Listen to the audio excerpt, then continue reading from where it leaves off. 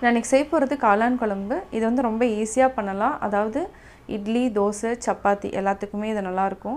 இது வந்து ரொம்ப ஈஸி மெத்தட் தான். அரைக்கிறதுக்கு தனியாக, தாளிக்கிறதுக்கு தனியாக.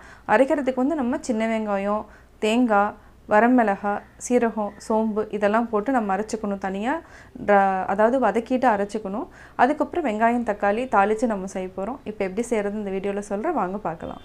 நான் இன்றைக்கி செய்ய போகிறது காளான் குழம்பு. காளான் குழம்பு செய்கிறதுக்கு தேவையான பொருட்கள்: ஒரு பாக்கெட் காளான் வாங்கியிருக்கேன், 2 பெரிய வெங்காயம், ஒரு தக்காளி, கொஞ்சமாக கருவேப்பிலை, ஒரே ஒரு பச்சை மிளகாய். இந்த வெங்காயம் தக்காளி நம்ம பொடி பொடியாக கட் பண்ணிக்கலாம். 1 டேபிள் ஸ்பூன் மிளகாத்தூள், 1 டேபிள் ஸ்பூன் தனியாத்தூள், 1/2 டேபிள் ஸ்பூன் கரம் மசாலா, 2 ஏலக்காய், ஒரு மொக்கு, பட்டை, லவங்கம், தேவையான அளவு உப்பு, தாளிக்கிறதுக்கு கடுகு, அரைக்கிறதுக்கு தனியாக இருக்குது. காளான் குழம்பு செய்கிறதுக்கு நம்ம அரைக்க வேண்டிய பொருட்கள் வந்து என்னென்னா: 1 டேபிள் ஸ்பூன் இஞ்சி பூண்டு பேஸ்ட்டு, 3/4 டேபிள் ஸ்பூன் சோம்பு, சீரகம் 1 டேபிள் ஸ்பூன், 1/2 டேபிள் ஸ்பூன் மிளகு, ஒரு 1/4 மூடி தேங்காய் எடுத்திருக்கேன், ஒரு 25 சின்ன வெங்காயம், அதாவது சின்னதாக இருந்தாவே போதும், 2 வரமிளகாய். இது வந்து நம்ம ஃபுல்லாக அதாவது நல்லா வதக்கிட்டு பேஸ்ட் பண்ணி வச்சுக்கணும். இப்போ எப்படி செய்கிறதுன்னு பார்க்கலாம். இதுக்கு 2 டேபிள் ஸ்பூன் நல்லெண்ணெய் ஆட் பண்ணிக்கலாம். மிளகு, சீரகம், சோம்பு, அதுக்கப்புறம் 2 வரமிளகாய், சின்ன வெங்காயம்.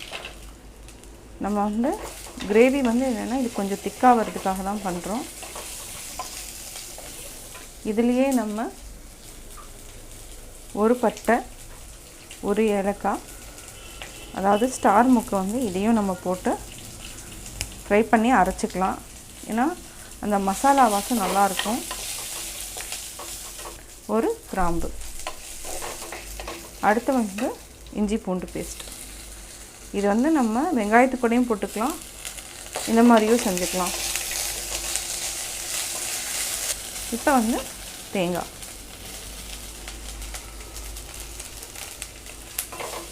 இது வந்து லைட்டாக வந்து நம்ம வறுத்துட்டோம்னா குழம்பு வந்து நம்ம வெளியில் வச்சுருந்தா கூட கெட்டு போகாமல் இருக்கிறதுக்காக நான் தேங்காயும் லைட்டாக வதக்கிக்கிறேன். இப்போ நம்ம மண் பாத்திரம் வச்சுட்டோம். ஒரு 3 டேபிள் ஸ்பூன் எண்ணெய் ஊற்றிக்கலாம். இப்போ நம்ம கடுகு போட்டுக்கலாம். கடுகு நல்லா பொரியட்டும். கடுகு பொரிஞ்சிருச்சு. கருவேப்பிலை, 2 பச்சை மிளகாய்,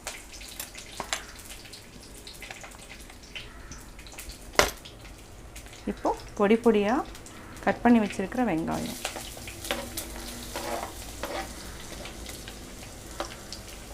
இதை வந்து நம்ம நல்லா ஃப்ரை பண்ணிக்கலாம். நல்லா ப்ரௌன் ஆகிற வரைக்கும் நம்ம ஃப்ரை பண்ணி வச்சுக்கலாம். இப்போது வெங்காயம் வந்து பொன்னிறமாக வதங்கிடுச்சு. நம்ம கட் பண்ணி வச்சுருக்கிற தக்காளியும் போட்டுக்கலாம்.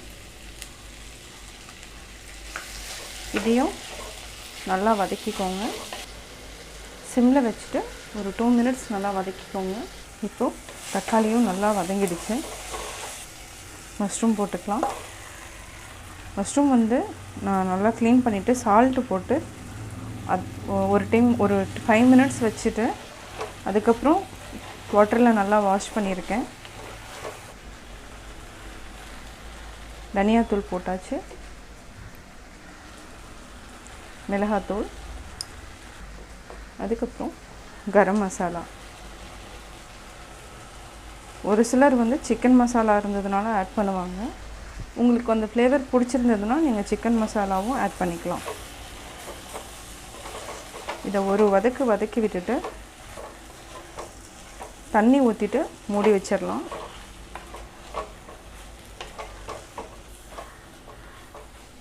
இப்போ நம்ம சால்ட்டு ஆட் பண்ணிக்கலாம்.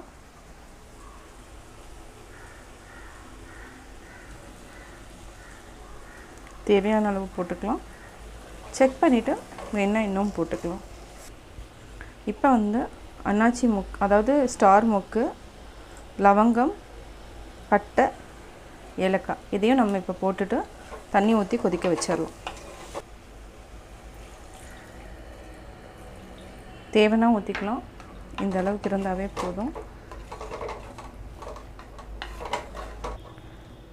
லோ ஃப்ளேமில் வச்சுட்டு நீங்கள் ஒரு 5 மினிட்ஸ் மட்டும் நம்ம மூடி வச்சுக்கலாம். அதுக்கப்புறம் அரைச்சி வச்சுருக்கிறத ஊற்றிக்கலாம். இப்போது 5 மினிட்ஸ் ஆயிடுச்சு. நல்லா கொதிச்சிடுச்சு. இந்த கிரேவி வேணும்னா நீங்கள் சப்பாத்திக்கு மட்டும் வச்சுக்கலாம். அதாவது தேங்காய், சின்ன வெங்காயம் எல்லாம் அரைக்கலைன்னா இந்த மாதிரி வச்சுக்கோங்க. இது வந்து சப்பாத்திக்கு நல்லாயிருக்கும். நம்ம இது வந்து என்னென்னா சப்பாத்தி சாதம் ரெண்டுக்குமே சேர்த்துறதுனால நான் சின்ன வெங்காயம், சீரகம், சோம்பு எல்லாமே ஆட் பண்ணியிருக்கேன். அரைச்சி வச்சுருந்ததை ஊற்றிக்கலாம். இது வந்து நல்லா கொதிச்சதுன்னா காளான் குழம்பு ரெடி ஆயிரும்.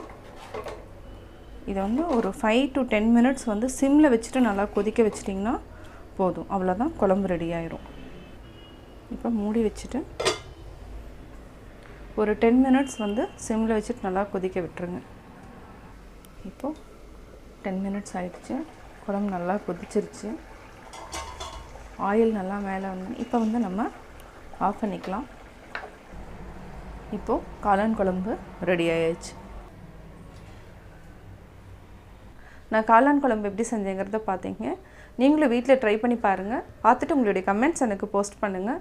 பிடிச்சிருந்தால் லைக் பண்ணுங்கள். மறக்காமல் எங்கள் சேனலை சப்ஸ்கிரைப் பண்ணுங்கள்.